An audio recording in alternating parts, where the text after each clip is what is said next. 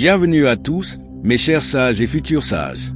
Aujourd'hui, je vous invite à plonger avec moi dans une histoire profondément touchante, une histoire qui ne manquera pas de vous émouvoir et de vous faire réfléchir sur les mystères et les épreuves de la vie. C'est une histoire chargée de leçons précieuses, de secrets cachés et de conseils qui, je l'espère, résonneront en vous longtemps après que vous l'aurez entendu. Je vous encourage à rester avec moi jusqu'à la fin, car ensemble, nous allons découvrir les vérités cachées derrière chaque moment de cette histoire bouleversante. Préparez-vous émotionnellement, car ce voyage ne sera pas facile, mais il est nécessaire. Vous verrez pourquoi il est crucial de rester jusqu'au bout, car je partagerai avec vous les leçons de vie à tirer de cette histoire, des conseils qui vous serviront dans votre propre chemin, et des secrets sur la vie que vous ne trouverez nulle part ailleurs. Et n'oubliez pas, si vous ne l'avez pas encore fait, abonnez-vous à ma chaîne pour ne rien manquer de ces moments de partage et de sagesse. Je suis le chef de famille, et voici l'histoire de la maison abandonnée.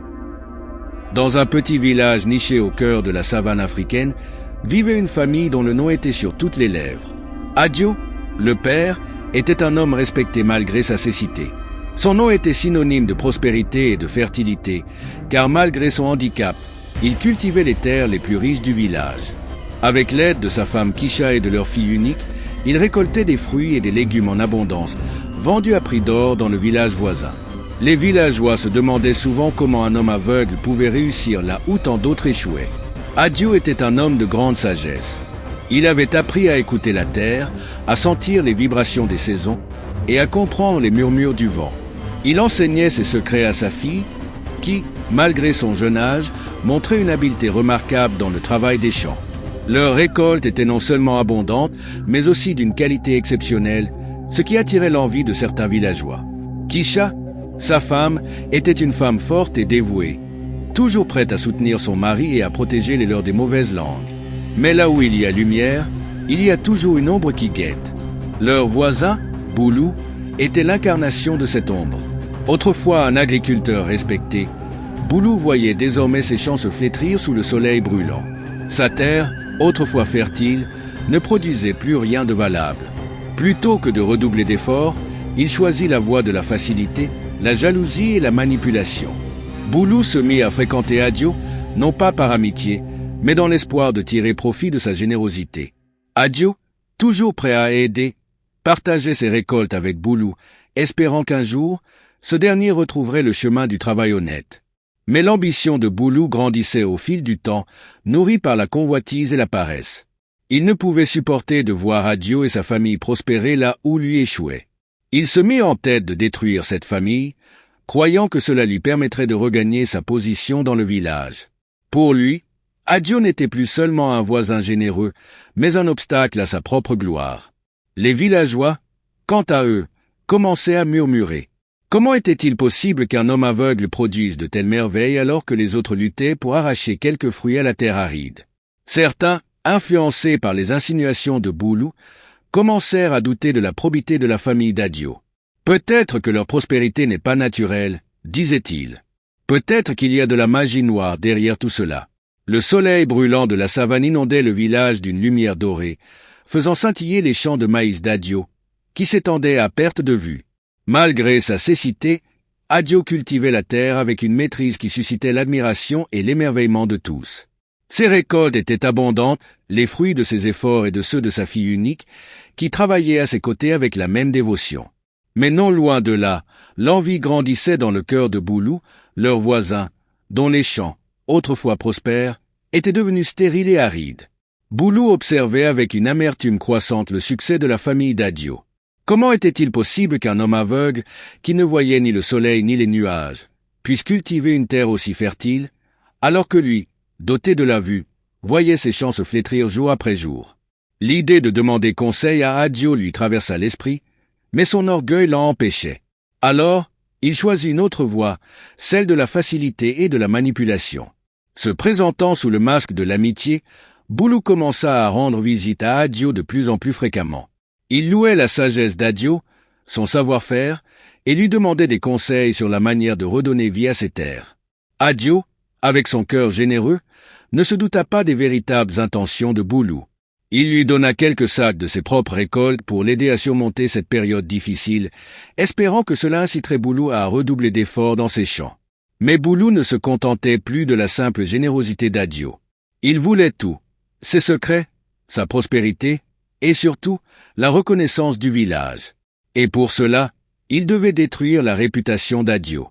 Il commença par répandre des rumeurs subtiles, insidieuses, dans les oreilles des villageois. Comment un aveugle peut-il produire autant?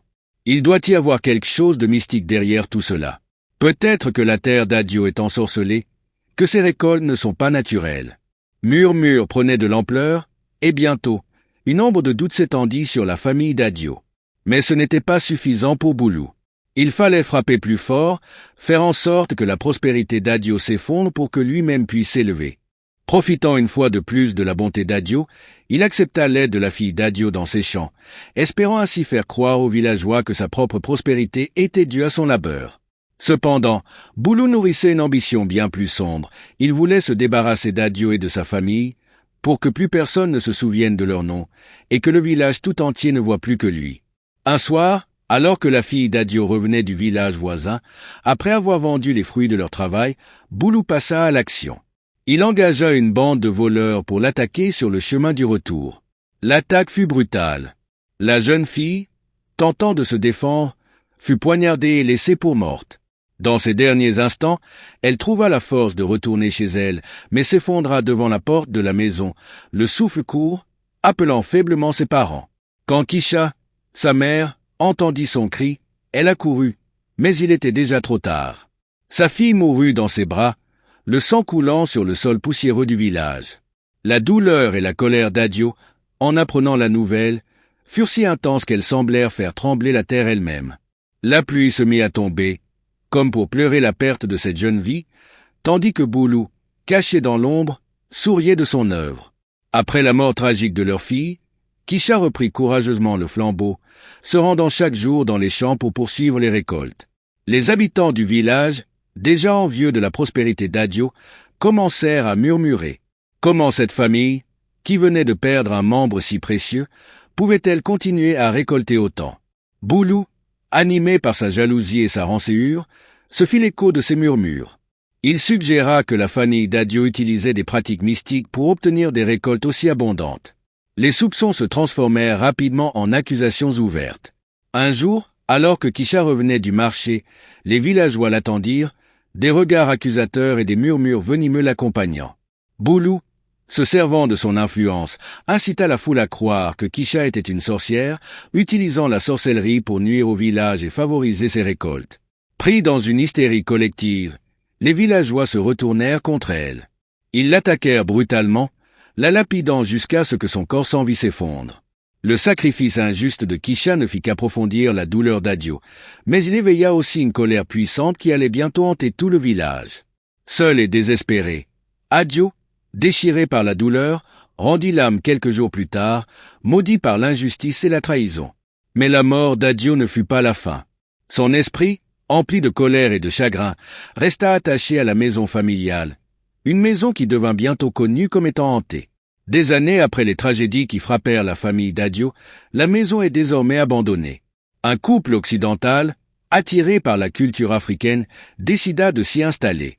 Ignorant l'histoire sombre du lieu, ils emménagèrent avec espoir. Dès leur arrivée, des phénomènes étranges commencèrent à se manifester.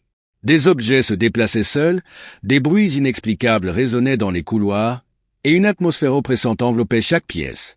Les nuits devenaient de plus en plus agitées. Le couple entendait des chuchotements sinistres et voyait des ombres passer dans les recoins sombres. La femme, de plus en plus perturbée, ressentait une présence glaciale qui semblait l'obséder. Une nuit, la situation atteignit son paroxysme. L'esprit de Kisha, empreint de douleur et de rage, prit possession de la femme. Poussée par une force maléfique, elle attaqua son mari couché dans son lit avec un couteau. Dans un acte de légitime défense, l'homme tua sa femme, mais immédiatement après, il fut possédé à son tour. Désespéré et contrôlé par l'esprit vengeur, il se mit à agir de manière erratique, cherchant à détruire tout sur son passage, amplifiant encore plus les manifestations paranormales qui hantaient la maison. La maison abandonnée, désormais chargé de douleur et de rancéure, était devenu le théâtre d'une terreur sans nom. L'esprit vengeur d'Adio, indigné par l'injustice et la trahison, avait pris possession des lieux, transformant la demeure en un lieu maudit. La possession du couple occidental n'était que le début d'une série d'événements tragiques. Sous l'influence maléfique, l'homme alimenté par la colère de l'esprit et son désir de vengeance, contrôlait chaque action du malheureux, le poussant à des actes de violence irrationnelle. L'homme possédé, en proie à des accès de rage incontrôlables, se dirigea vers le voisinage.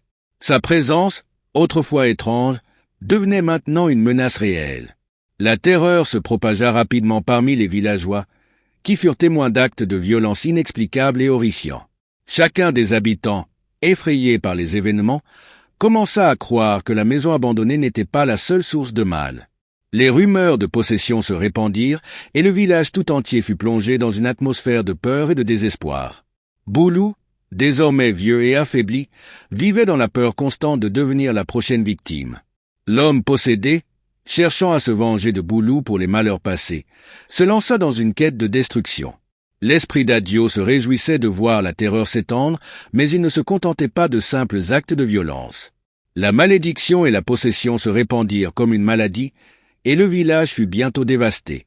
La destruction ne laissa derrière elle que des ruines et des échos de douleur. Le village, envahi par les manifestations paranormales, devint un lieu de désolation, marqué par la vengeance implacable de l'esprit d'Adio. Face à la terreur croissante qui ravageait le village, les villageois, désespérés et accablés par la culpabilité, appelèrent à l'aide d'un marabout du village voisin, connu pour ses pouvoirs spirituels et ses connaissances des forces occultes. Ce marabout, un homme sage au talent reconnu, arriva avec une détermination ferme, conscient de la gravité de la situation. Lorsque le marabout pénétra dans le village dévasté, il fut immédiatement frappé par la présence oppressante qui pesait sur les lieux. Les manifestations paranormales étaient encore plus terrifiantes qu'il ne l'avait imaginé. Des ombres mouvantes, des cris perçants et une aura de malveillance imprégnaient chaque recoin. Les villageois, pris de panique, se rassemblèrent autour de lui, espérant qu'il pourrait mettre fin à la malédiction. Avec calme et autorité, le marabout commença son rituel. Il traça des cercles protecteurs autour de la maison abandonnée, murmurant des incantations puissantes et offrant des sacrifices pour apaiser les esprits perturbés. Il utilisa des talismans puissants, des herbes sacrées et des amulettes, tout en invoquant les forces spirituelles pour exorciser le mal qui hantait la demeure. L'esprit d'Adio, bien que furieux et déterminé à poursuivre sa vengeance, fut confronté à la puissance du marabout. Au fil des heures, les manifestations se calmèrent lentement alors que le marabout intensifiait ses prières et ses rites. Finalement, dans un acte de courage et de persévérance, il réussit à emprisonner l'esprit vengeur d'Adio dans une calebasse spéciale, scellant le mal pour l'éternité. Malgré l'intervention héroïque du marabout, le village demeura marqué par les horreurs qu'il avait vécues. Les habitants, conscients des cicatrices laissées par la tragédie, se dispersèrent, laissant derrière eux un village en ruine. La paix, bien que rétablie, était ternie par le souvenir des injustices passées et des horreurs qui avaient secoué leur communauté. La maison abandonnée, autrefois symbole de prospérité, était désormais un lieu de désolation, marqué par la colère et la vengeance d'Adio. Malgré l'intervention courageuse du marabout, qui parvint à sceller l'esprit vengeur dans une calebasse, le village ne retrouva jamais sa paix d'antan. Les habitants, hantés par les souvenirs des tragédies et des horreurs vécues, se dispersèrent, laissant derrière eux des ruines chargées de douleur. Nous voici à la fin de cette histoire touchante et poignante. Merci à vous d'être restés jusqu'à la fin. Ensemble, nous avons exploré les profondeurs des émotions humaines, des conséquences des choix que nous faisons, et des leçons puissantes que cette histoire nous offre. Cette histoire de la maison abandonnée n'est pas seulement un récit de tragédie et de malédiction, c'est une véritable leçon de vie. Elle nous rappelle avec force que la jalousie et la haine sont des poisons qui peuvent tout détruire sur leur passage. À travers le personnage de Boulou, nous voyons comment ces émotions négatives ont non seulement ruiné une famille, mais ont également plongé tout un village dans le chaos. C'est une mise en garde contre le danger de laisser l'envie nous contrôler. Mais au-delà de cela, cette histoire souligne aussi l'importance de la justice et du pardon. Adio, malgré les injustices qu'il a subies, n'a jamais cherché à se venger de son vivant. Pourtant, l'absence de pardon a conduit à une chaîne de destruction. Si Boulou avait eu le courage de demander pardon, la tragédie aurait pu être évitée.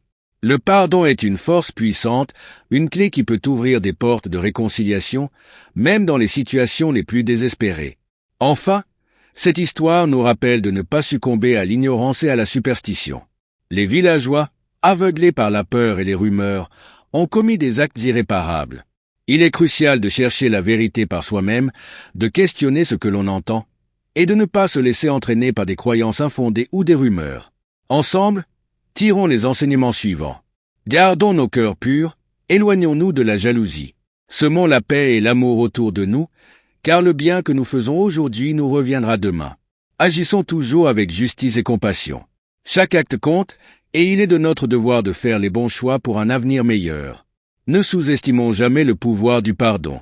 Pardonner, c'est libérer non seulement l'autre, mais aussi soi-même. Soyons prudents face aux rumeurs et aux superstitions. Apprenons à chercher la vérité, à faire nos propres recherches et à ne pas nous laisser manipuler par la peur. Mon témoignage. Cette histoire résonne profondément en moi, et j'espère qu'elle a touché votre cœur autant que le mien. En tant que chef de famille, je me sens responsable de transmettre ces valeurs à ma famille, à mes enfants et à tous ceux qui nous entourent. Ensemble, nous devons cultiver l'amour, la paix et la justice dans nos vies. C'est ainsi que nous pourrons construire un monde meilleur, non seulement pour nous-mêmes, mais aussi pour les générations futures. J'ai aussi un secret qui pourrait bien sauver votre vie. Faites très attention aux maisons abandonnées que vous achetez ou vous envisagez de passer quelques jours. Avant de vous aventurer dans de tels lieux, faites toujours des recherches approfondies. Ici, en Afrique, nous ne prenons pas ce genre de choses à la légère. Des endroits inhabités peuvent devenir des demeures pour d'autres esprits ou des âmes égarées. Et ces esprits se sentent menacés par quiconque tente de partager leur demeure avec eux.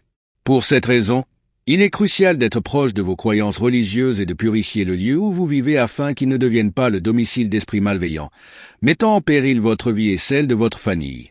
Vous avez vu dans cette histoire qu'il a suffi que des aventuriers s'installent dans cette demeure pour que leur corps soit possédé, conduisant à des massacres et à leur perte. Soyez donc vigilants et ne sous-estimez jamais l'importance de la protection spirituelle. Merci encore d'avoir suivi cette histoire jusqu'à la fin. Si vous avez trouvé ces leçons et réflexions utiles, n'oubliez pas de vous abonner à la chaîne pour d'autres histoires inspirantes, des conseils de vie et des secrets qui peuvent transformer votre quotidien. Ensemble, continuons à grandir et à apprendre. Que la paix soit avec vous.